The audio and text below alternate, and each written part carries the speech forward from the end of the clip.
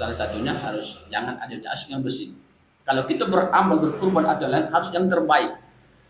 Jangan yang tidak terbaik. Palangan beribadah harus yang mana yang paling terbaik. Kasih sapi yang sesuai dengan kemampuan. Apa zaman kini berapa? Mungkin di sekitar kita 2.600.000. Nah, itu. Jadi 2.600.000 harga sapi berapa? 17. Jadi di 2.600.000 itu disitulah nanti biaya operasional. Mau nengok sapi, karena perlu minyak segala macam. Apalagi ongkos sapi yang sini apa segala macam. Itu di situ semua biaya operasional. Makan sisanya biaya operasional itu baru apa? Sapi berapa? Umpamanya 17.500.000. Nah, 17.500.000 untuk sapi. Sisanya itu ada umpamanya 500, itu kan operasional. Minyak kita cari sapi ke dusun berapa? Iya kan? Ini segala macam ini kan berapa? Jadi semua itu operasional. Jadi tidak apa-apa. Yang tidak boleh memberikan upah. Nah, ini banyak orang maaf kata yang maaf yang menyembeli, aku minta nanti sudah disembeli minta kakinya satu. Itu tidak boleh. Oh di situ ya. Karena kata Rasulullah tidak boleh dikasih upah dari sapi itu. Nah, umpamanya aku motong sapi Pak Ahmad, nah, tapi aku minta syarat nanti palanya sama aku atau kakinya, itu tidak boleh. Kalau jadi kapan bisa ngasihnya? Mana cara bisa ngasih upah? Masa orang lain datang jauh-jauh, kita ambil dari duit lain. Itulah operasional tadi. Kalau duit dikasih boleh. Ini Pak, amplopnya, kasih 200 itu terserah. Yang penting jangan dari sapinya, dagingnya atau kulitnya. Ini banyak orang asal motong kaki satu, daging sekian kilo, tidak boleh. Maka zaman Nabi suruh sahabat, tidak ada pun dapat apa-apa orang itu upah dari kurban itu. Kalau kau nak ngasih upah, ambil dari yang lain, apa dari dompet, kasih. Nah, 1 ekor motong 200.000 umpamanya kan. Nah, ambil dari lain 200. Tidak boleh dari sapi yang dikurbankan itu. Nah, itu kan kata Rasulullah dari hadis-hadis yang sahih. Jadi Ustaz, kemudian tadi dari hukumnya sunat wakat ya. Jadi Ustaz, kalau tadi ini belum nih, bagaimana kalau yang kurban telah meninggal dunia Ustaz? Ini kan masih tetap nih, contoh misal anak yang mengkorbankan orang tuanya yang telah meninggal, ataupun mungkin ya cucu yang telah mengorbankan untuk neneknya yang telah meninggal. Itu bagaimana dengan pembagian dagingnya Ustaz? Ini kan sebagian ulama, kebanyakan ulama berkata boleh-boleh saja mengorbankan orang yang sudah meninggal. Cuma sebagian ulama mengatakan kan jatah yang besar kan ada. Iya, betul. Namanya anggap 3 kilo. Ya, 3 kilo. Maka jatah yang 3 kilo itu usah diambil, kasih ke orang, bagikan, tidak boleh. Karena kita tidak dapat izin. Itu kan kurban kan sodako, dibagi-bagi. Benar. Nah, jadi jatahnya yang meninggal ini, pamannya neneknya meninggal. Kan jatahnya kan 3 kilo. Iya. 3 kilo jangan diambil. Kasih ke penitia boleh, atau maksudnya penitia yang bagikan kemana-mana. Tapi kalau kita tahu ada sana tetangga aku dulu waktu aku tinggal di situ, ambil itu, bagi ke situ. Pokoknya dapat 3 kilo, berapa orang bagi? Ya kalau tidak 3 orang maksimum. Kan cuma 3 kilo, bagilah 3 orang, dapat sekilo kan lumayan. Atau bagi 2 orang. Jadi yang membagi itu pun harus gitu. Jangan nanti membagi 3 kilo dibagi 10 orang. Ya berapa dapatnya? 3 on, ya segini. Segini ya? Ya, untuk tai gigi aja kurang. Allah subhanallah. Anak 5 ya?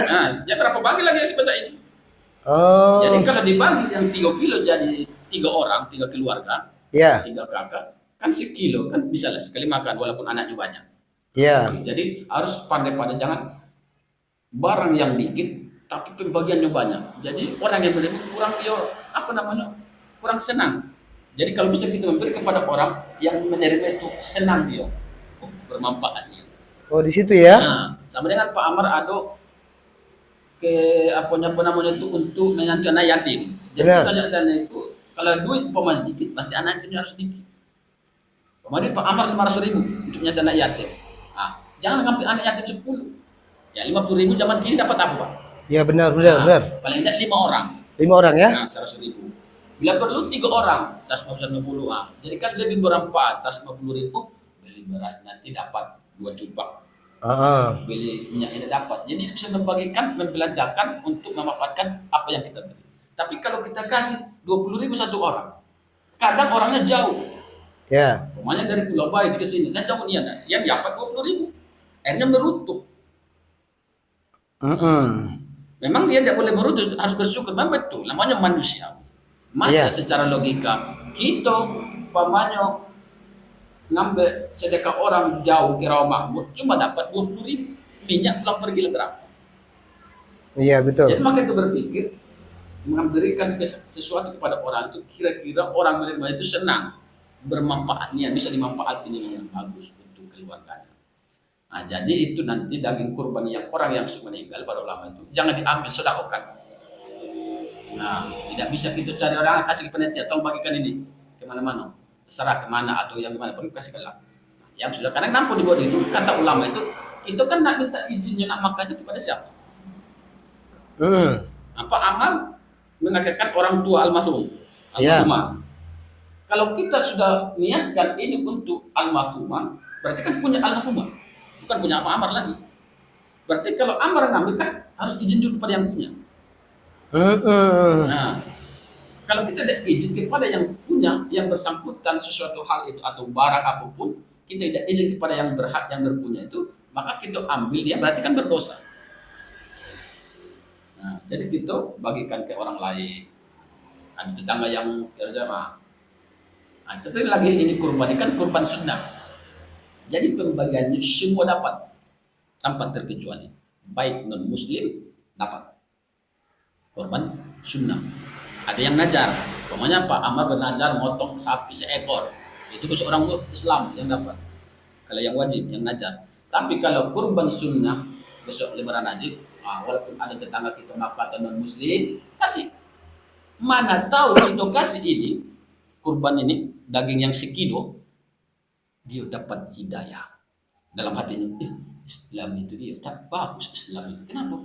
Aku ini kan bukan Islam dalam hatinya, tapi kok dikasih berbagi kurban. Jadi situ terbit dalam hatinya, lalu dapat hidayah, bisa-bisa dia itu masuk Islam. Itulah dampaknya nanti. Makanya walaupun di Kristen kasih, makanya kata ibu-ibu tadi, kami di sini kami bagi, Pak ada berapa kakak di sini. Tidak apa-apa, asal kurban sunat bagi terus. Dapat sekilo itu dapat adil. Jangan nanti yang Islam sekilo, yang non Muslim atau non Islam bukan Islam itu 3 on. Tidak, itu harus adil. Islam adil tidak dipandang. Karena masalah keyakinan kan itu lain. Kan sudah jelas dalam surah Al-Kafirun kan? Lakum dinukum waliyadin. Jadi itu makanya orang Islam itu walaupun ini maknya maka Kristen, anak masuk Islam, ini tetap hubungan harus erat bagus, boleh saling memberi, tapi di jalan yang benar. Pokoknya boleh ngasih ayam, amaknya Kristen, dia boleh ngasih ayam makan ke anaknya. Kenapa? Karena Islam boleh makan ayam. Nah, jangan nanti kalau sini yang tidak boleh dimakan Islam dikasih, itu tidak boleh. Makan babi kan tidak boleh, tidak boleh dikasih ke orang Islam. Tapi terus silaturahmi tidak boleh putus. Walaupun orang tua dengan anak beda keyakinan, terus tetap akur, keakraban, terus tetap jalan. Masalah keyakinan itu nurani masing-masing.